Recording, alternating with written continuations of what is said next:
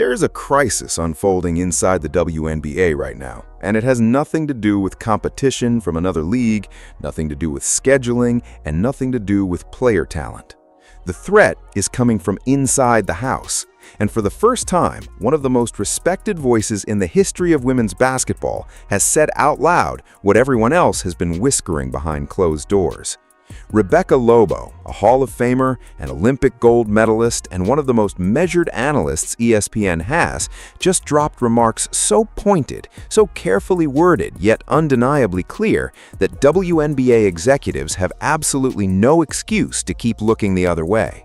Because what she revealed wasn't just her own frustration, it was the collective frustration of coaches, players, and insiders who have been watching this situation spiral for months. And the worst part? The league already knows exactly what is at stake. They just keep pretending they don't. To understand why Lobo's comments hit as hard as they did, you first have to understand what the WNBA just witnessed over the past few weeks. Because what happened wasn't just a good game or a bad game, it was a demonstration so overwhelming, so undeniable, that it forced even the most stubborn skeptics to sit down and pay attention. Caitlin Clark had been gone for 5 games. 5 games, and in that window, the WNBA didn't just feel quieter, it felt like someone had unplugged the whole operation. Ratings didn't dip slightly, they collapsed. In some cases, viewership dropped by as much as 50%. Social media engagement on WNBA content fell off a cliff. Stories that would have generated national headlines during a Clark game were barely getting picked up. Analysts were talking about it, fans were talking about it, and behind the scenes, the people who run this league were most certainly talking about it too, even if they weren't saying it publicly. Then she came back, and what happened next wasn't just a return to form, it was a statement. In her first major game back, Clark scored 25 points in the first half alone, but the number doesn't even begin to capture what actually happened on that court. In the space of 38 seconds, she hit 3 consecutive logo bombs. Not deep threes, not contested mid-range shots, logo bombs. From 30-plus feet with a defender closing out, with the kind of casual confidence that makes you forget you're watching a regular season WNBA game and not the closing seconds of a championship. Rebecca Lobo, who has been around this league since 1997, sat there watching it and said she had never seen anything like it in a WNBA game. Not a run like that, not threes from that distance, not with that kind of ease and frequency. It was something entirely different, and the numbers backed it up. The Fever's game against the Liberty drew 2.8 million viewers. To put that in perspective, the NHL Stanley Cup Finals averaged 2.5 million viewers that same period. Hockey and basketball aren't the same sport, and nobody is saying they are. But when a regular season WNBA game is outdrawing one of the oldest and most storied playoff traditions in North American sports, you are no longer talking about a niche product. You are talking about something genuinely massive, and it is all built around one person. That's when Rebecca Lobo stepped in with the kind of commentary that sounds calm on the surface but carries an enormous amount of weight underneath it. When asked what Clark's return meant for the league, Lobo didn't reach for hyperbole. She didn't talk about records or milestones. She said something far more telling. She said, "People are paying attention again." Read that slowly. People are paying attention again. Not for the first time, again. That single word, again, tells you everything. It confirms what the absence proved, that without Clark, the audience doesn't just shrink, it leaves, it checks out, it finds something else to do on a Tuesday night. And the moment she's back, doing what she does, they come flooding back in. Lobo knows this. She said it plainly. She knows how much Caitlin drives ratings. She knows how much Caitlin drives attention toward the entire league. And watching her come back and perform the way she did, Lobo described it as just ridiculous. High praise from someone who doesn't throw superlatives around lightly. But Lobo wasn't done. And the part that came next is the part that should have every executive in the WNBA offices sitting up straight and paying very close attention. Because here's where the story stops being celebratory and starts being genuinely alarming. The officiating in the WNBA has been deteriorating for a while. That's not a new conversation. Fans have been frustrated, analysts have raised concerns, and coaches have been biting their tongues in post-game pressers for months. But after the Fever's game against the Sun, the situation crossed a line that simply cannot be walked back. During that game, Caitlin Clark was on the receiving end of two separate incidents that, under any reasonable standard of officiating, should have resulted in immediate ejections. The first was a full-body check, not an aggressive box-out, not a hard foul, a body check, the kind that sends someone stumbling to the floor mid-motion. The second was worse. JCS Sheldon clawed Clark directly in the face. It went viral within minutes. Analysts were stunned. Commentators on the broadcast were openly expecting ejections in real time. You could hear it in their voices. The preparation for those calls was already there. And then nothing happened. No ejection, no flagrant, no meaningful response from the officials on the floor. And that wasn't even the whole story from that game. Earlier, Sheldon had grabbed Clark by the shoulder and bicep and twisted. Not a normal defensive hold, a twist. The kind of thing that in any other context would be called what it is. The footage was right there, multiple angles, and the refs let it go. Stephanie White, Clark's head coach, sat down after that game and delivered one of the most controlled but devastating critiques of officiating you'll hear from a coach at any level. She talked about how the game has evolved. Players are faster, stronger, more athletic than they've ever been. The speed of play is at an all-time high. And then she said the quiet part loud. Everyone is getting better, she said, except the officials. That's not just shade. That is a coach telling you on record in a post-game presser that the people responsible for controlling the game have fallen so far behind the pace of play that they are now a liability. And she said it knowing exactly what she was saying. But the Sun game didn't happen in isolation. This has been building all season. And if you want the single most infuriating example of how bad it has gotten, look at the Fever's 90-88 loss against the Liberty. Indiana lost that game by 2 points, and the final possession, the one that could have sent the game to overtime or won it outright, ended with Caitlin Clark getting fouled so blatantly by Natasha Cloud that replay after replay made it look worse, not better. Clark couldn't even get the shot off, and the officials swallowed their whistles. Nothing. The crowd reacted. Social media went into full meltdown. Analysts were calling it out in real time. But the call didn't come. And then, in what might be the most tone-deaf institutional response of the entire season, the league quietly issued a fine. Not to Cloud, not to the officials who missed the call, to Stephanie White for arguing after the game. So let's be clear about what just happened there. A player commits what multiple analysts described as a flagrant foul on the league's most marketable star in the final seconds of a 2-point game. The officials miss it. The coach, understandably furious, says something about it afterward, and the league's response is to penalize the coach. That's not accountability. That's the league quietly admitting it made a mistake while simultaneously trying to shut down the conversation about it. The free throw numbers from that stretch of games tell their own story. Indiana was sitting at a -31 free throw discrepancy compared to their opponents.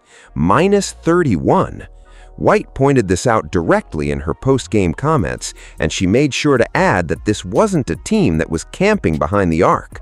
The Fever were attacking the basket. They were drawing contact. They were doing exactly what you're supposed to do to earn trips to the line, and they were getting nothing for it.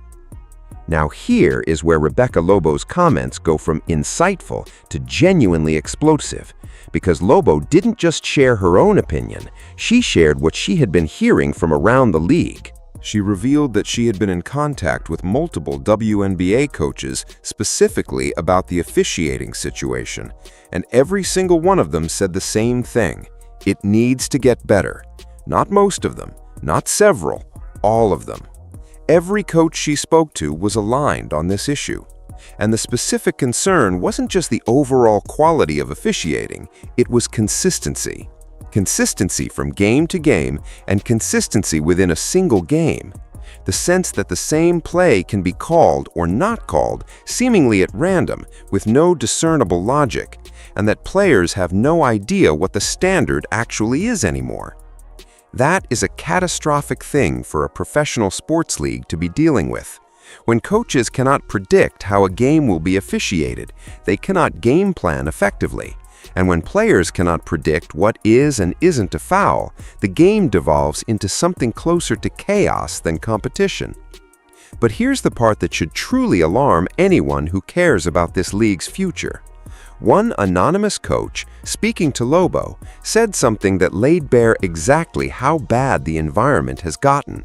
This coach told her, directly, that their players are instructed to be as physical as they possibly can be for all 40 minutes, because that coach knows, based on experience, that the officials will let them get away with it for 38 of those minutes.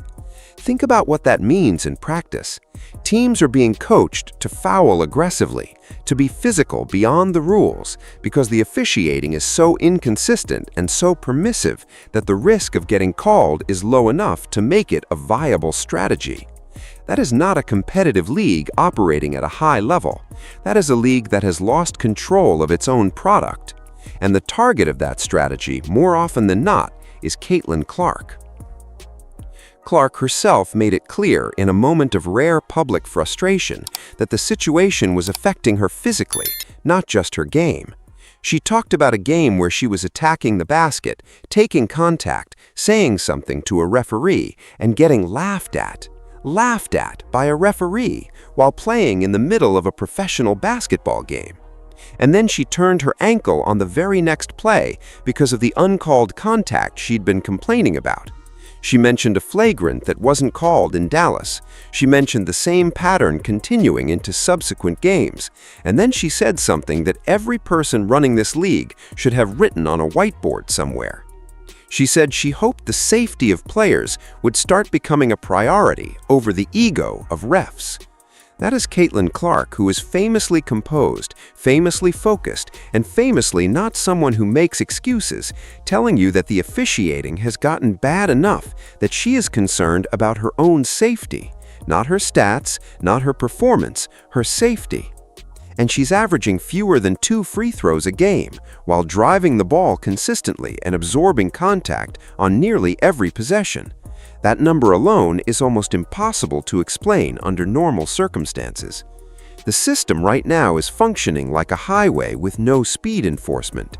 Everyone speeds because there's no consequence for it. And the people setting that standard are the officials, whether they intend to or not. By allowing the physicality to escalate without response, they are sending a message to every team in the league. Be as aggressive as you want with Caitlin Clark, because we're not going to stop you. Now here is something that doesn't get talked about nearly enough, and it might be the single clearest proof of what Clark means to this league, beyond just the games she plays in. Sophie Cunningham, a player who before this season was known primarily to hardcore WNBA fans and Mercury faithful, not a household name, not someone casual fans were following on social media. And then Sophie Cunningham spent a game defending Caitlin Clark the right way. Physical, competitive, hard-nosed defense, but clean, respectful of the line between tough and dirty. She backed Clark. Not literally, she was guarding her, but she played the game the way it's supposed to be played, and Clark's fan base noticed. Within a very short window, Cunningham gained over 1 million followers across social media platforms. 1 million for playing defense in a WNBA game. That's not a fluke, that's a blueprint. That's the fan base telling you exactly what they respond to. They respond to players who engage with Clark, who compete with her hard and fair, who treat the moment with the seriousness it deserves, and they reward those players with attention, with following, with interest in teams they might otherwise have ignored. That is the Caitlin Clark effect working in real time, not just in ticket sales and ratings, but in individual career visibility. Players who exist in her orbit, who compete with her or alongside her at a high level benefit enormously. The fans that Clark has brought to this league are hungry for the full product. They want to know the other players. They want to invest in the rivalries. But they need Clark on the court and healthy and performing for any of that to happen. Pull her out of the equation by injury or by rough play going unchecked, and the whole engine stalls. Candace Parker, who has seen this league from the inside as both a dominant player and a thoughtful analyst, put this entire situation into a context that is hard to argue with. She brought up Wayne Gretzky, the greatest hockey player most people have ever seen. And she pointed out that opposing defensemen in the NHL during Gretzky's era had a standing understanding about how they approached him. They would hit him, they would be physical, they would compete as hard as they could within the rules, but they would not take cheap shots. They would not go after him in ways that crossed the line. And the reason wasn't charity, the reason was business. These defensemen understood, and in some cases were told explicitly, that Gretzky's presence in the league was part of why their paychecks existed. You don't destroy the thing that makes the whole enterprise valuable. You compete around it. You compete against it at the highest level you can, but you protect it. Parker was saying the same thing about Clark without sugarcoating it. This isn't about giving one player special protection out of favoritism.